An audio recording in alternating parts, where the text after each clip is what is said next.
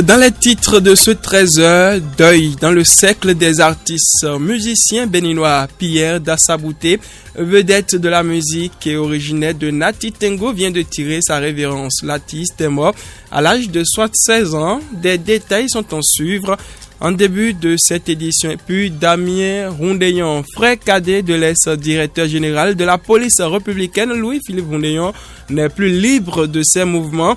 Il a été arrêté ce vendredi et transféré à la direction générale de la police républicaine sous haute surveillance policière. On en parle également.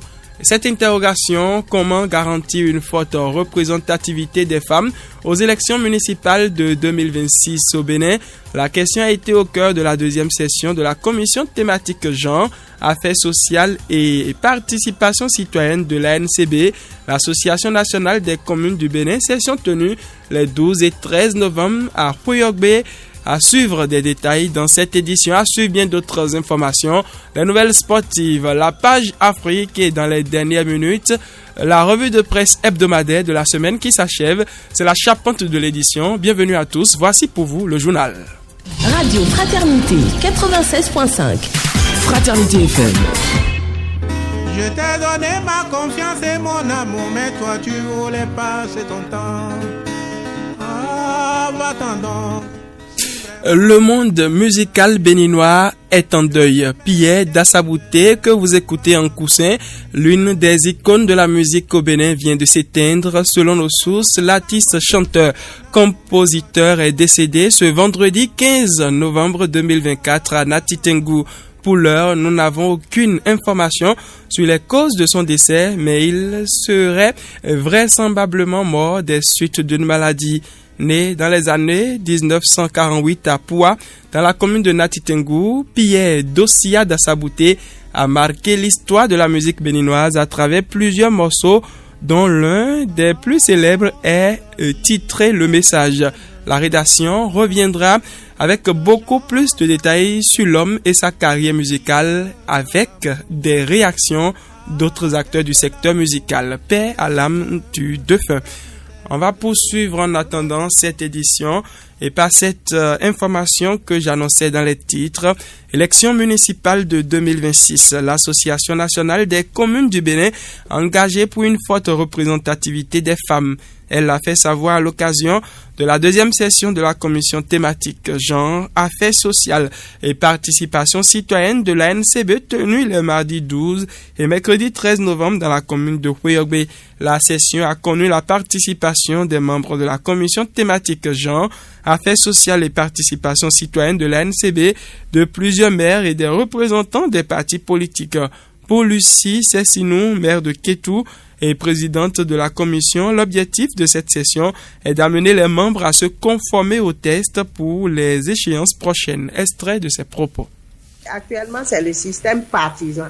Et avec le système partisan, ce n'est plus des individus qui restent cachés quelque part pour proposer des candidats.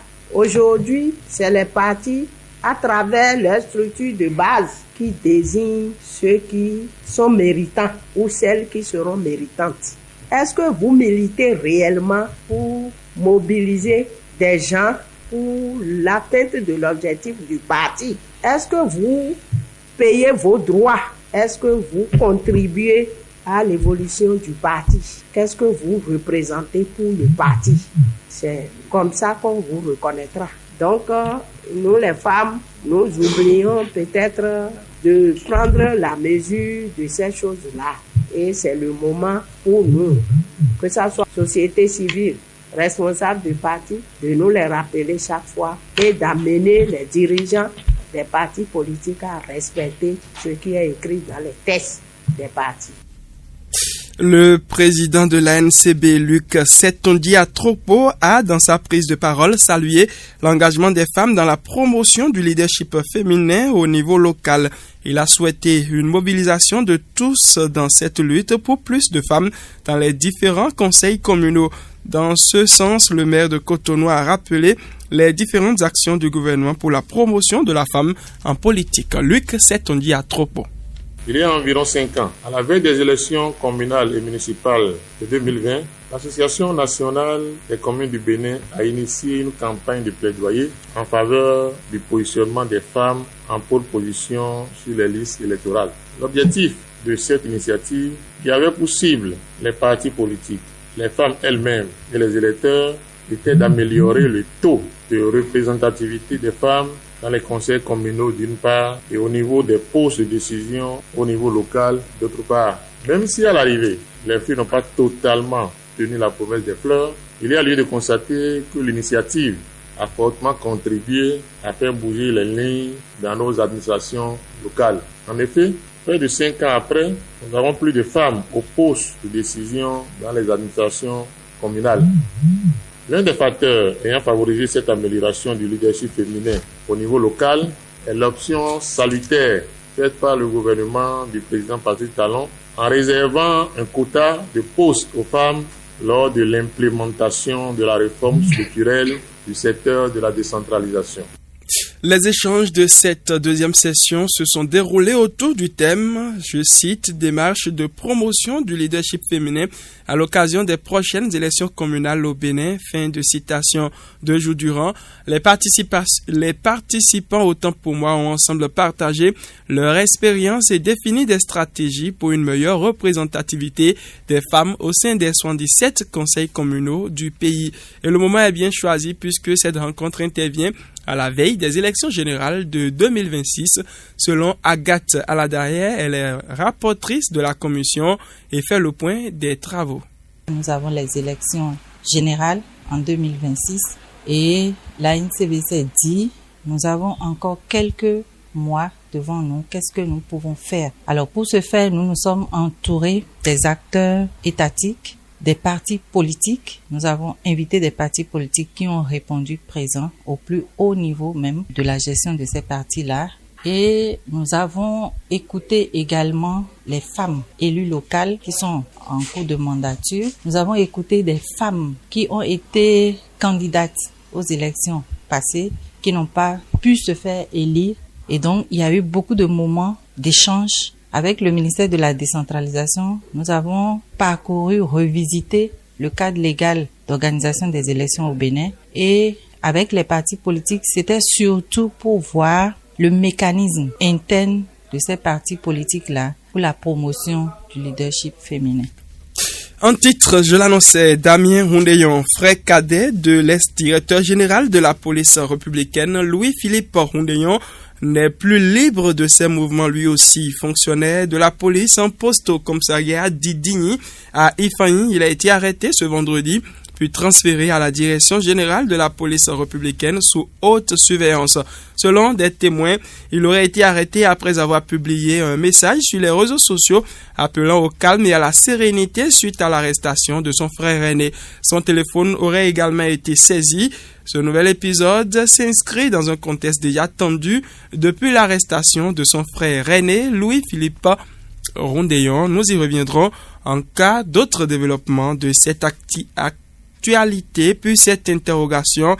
Le pauvre a-t-il toujours tort devant la justice? Pour beaucoup, notamment les plus démunis, la réponse à cette question est oui. Il est quasi impossible, selon eux, de remporter un procès devant les cours et tribunaux si l'on n'a pas d'argent.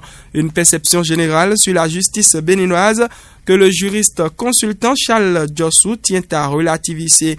Et ce dernier est sans forcément démentir les actes de corruption. Il précise tout de même que les décisions de justice sont fonction de certains paramètres, bien entendu, que ne maîtrisent pas la plupart des justiciables. Extrait de ses propos. C'est peut-être possible, mais ce que vous ignorez, c'est que le juge est jugé par rapport à cette décision. C'est-à-dire son évolution professionnelle dépend de la qualité des décisions qu'il rend. Ce qui veut dire que pour se laisser corrompre, ce n'est pas aussi facile. Donc, faut pas voir tout de suite quand on va devant la justice et on paie. Faut pas tout de suite voir que c'est parce que le juge a été corrompu ou bien c'est parce que le magistrat du parquet qui a connu le dossier a été corrompu. Il y a des éléments que malheureusement les justiciables ne maîtrisent pas et qui ne vont pas toujours en leur faveur. Et c'est pour ça qu'on leur demande d'aller vers les professionnels qui s'y connaissent. C'est pas parce que j'ai raison que d'office si je vais devant la justice que j'aurai raison si je ne suis pas la procédure, parce que c'est une question de procédure. C'est ça la chose. Il y a le fond et il y a la forme. Donc pour moi, être pauvre ne veut pas dire forcément que c'est fini, on est devant la justice, on ne gagnera pas. La preuve étant la rançon du droit, Charles Diosso invite les justiciables à surtout fournir les preuves tangibles devant les juridictions pour obtenir gain de cause. Il les appelle aussi à se faire accompagner par les professionnels du droit dans les différentes procédures juridictionnelles. On écoute le juriste consultant au micro de Jacques Degbé. Si vous avez les éléments de preuve, voilà autre chose que j'ai dit aux gens. Si vous avez les preuves qu'il faut, de façon tangible, voilà. Le juge qu'on dit corrompu là, avant qu'il ne puisse vraiment dire que vous n'avez pas raison, il doit remuer son cerveau 1000 fois. C'est pas facile parce que ils sont jugés par rapport à ça. Le carrière en dépend. Parce que vous êtes un juge, vous rendez une décision en première instance et chaque fois votre décision est cassée à la cour d'appel. Quelle évolution vous voulez avoir dans votre carrière professionnelle? Donc c'est pas toujours ça. C'est pas toujours ça. Il y a beaucoup de choses et je les comprends parce que ils ne sont pas du domaine et le jargon juridique c'est compliqué à cerner. Mais comment on va faire? On peut pas envoyer tout le monde à l'école du droit. Nous sommes là. S'il y a des choses qu'ils ne comprennent pas, ils peuvent consulter les cabinets comme nous, les avocats, les huissiers, les notaires, ou encore s'ils ont des enfants qui ont fait des écoles de droit, leur poser quelques questions pour comprendre telle ou telle chose. Ça peut même aider ces enfants-là à encore s'améliorer. L'édition se poursuit. Si vous êtes béninois et vous n'êtes pas encore enrôlé au RAVIP, le recensement administratif à vocation d'identification de la population, eh bien, vous avez toujours la chance de vous rattraper. Il faudra pour cela vous rendre à la mairie si vous résidez dans une commune à statut ordinaire et dans un arrondissement dans le cas d'une commune à statut particulier. En étant muni de votre acte de naissance, l'opération se fait gratuitement et un récépissé vous est délivré par l'agent de l'Agence nationale d'identification des personnes ANIP. Plus de précisions avec Thierry John Ongbe, il est agent ANIP à Parakou. C'est le RAVIP qui est la porte d'entrée à l'ANIP aujourd'hui. Donc pour faire le RAVIP aujourd'hui, il faut vous rendre dans une des mairies du Bénin et dans les villages statuts particuliers, vous vous rendez dans les arrondissements. Muni de votre pièce d'identité, c'est-à-dire vous allez là-bas avec l'acte de naissance, tout simplement, la photocopie de votre acte de naissance. Ça suffit. Ça suffit pour vous faire enrôler, rien de plus. C'est contre 0 francs. Arrivé là, les agents que nous sommes, nous avons le formulaire d'enrôlement que nous remplissons et nous prenons la tablette et nous vous enrôlons simplement. Et on vous délivre en même temps le récépissé. Ça se fait au niveau des 3 arrondissements de Parakou. Tous les jours. Tous les jours ouvrables. Tous les jours, du lundi au vendredi. Et contre 0 francs. Vous ne payez absolument rien. D'accord. Vous vous rendez dans un des arrondissements de Parakou avec votre acte de naissance, photocopie. Et les agents vous reçoivent proprement et bien. Et vous êtes enrôlé. Le récépissé délivré par l'agent ANIP est un sésame très important.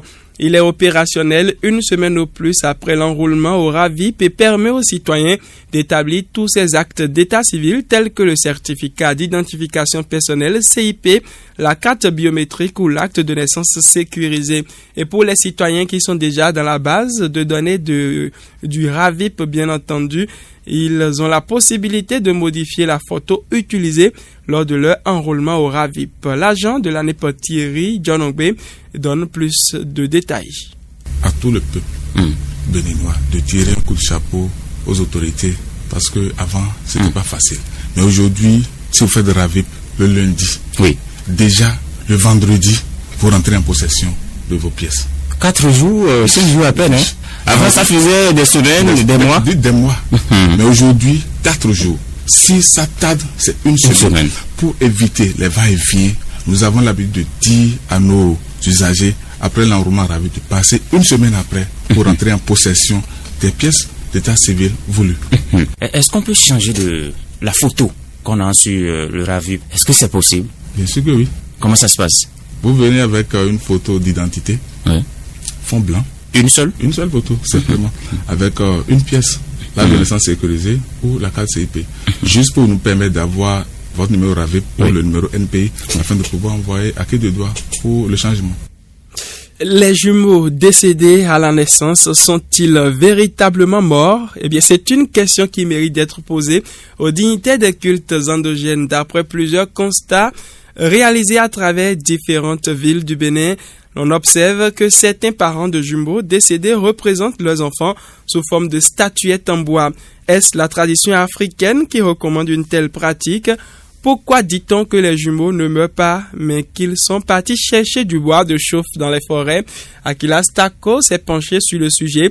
Il s'est rapproché des prêtres des cultes endogènes ainsi que des pasteurs évangéliques pour mieux comprendre l'importance de vénérer les jumeaux. Suivez le reportage qu'il nous propose à cet effet.